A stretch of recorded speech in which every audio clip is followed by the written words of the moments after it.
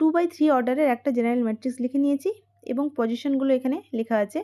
সেই পজিশনের ফর্মুলা এখানে দেওয়া আছে, aij equals to 1/2 mod of 3i minus 4j।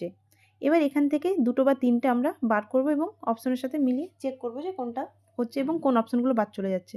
তাহলে আগে ফার্স্টে a11 এর ভ্যালুটা বার করছি। a11 মানে i এর ভ্যালু 1, j এর ভ্যালু 1, ঠিক আছে। তাহলে 1/2 মড অফ 3 এককে 3 মাইনাস 4 এককে 4, তাহলে কত হবে মড অফ 1/2 মড অফ -1, তাহলে মড ভ্যালু বেরিয়ে গেলে প্লাস হয়ে যাবে 1/2, ঠিক আছে। এবার 1/2 দেখো 1/2 অপশন এতে আছে, সিতে আছে, ডিতে আছে, অপশন বিতে নেই, তাহলে অপশন বিটা আগে বাদ চলে গেল।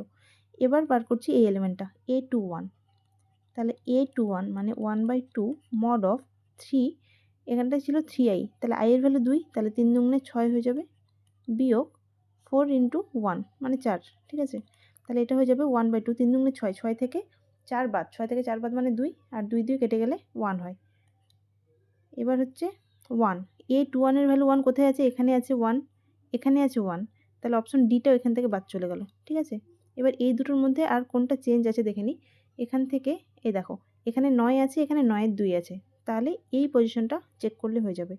a13টা বার করে দেখব 9 আসছে না 9 এর 2 আসছে, তাহলে এটা হয়ে যাবে 1/2 mod of 3 into 1 minus 4 into 3, তাহলে এখান থেকে 1/2 মড অফ 3 এককে 3, 3 থেকে 12 বাদ মানে -9 আসবে, তাহলে মড থেকে বেরালে হয়ে যাবে 9 এর 2, তাহলে 9 এর 2টা হবে, 9 এর 2 কোনটাতে ছিল, এটাতে ছিল, তাহলে অপশন এ হবে অ্যান্সার।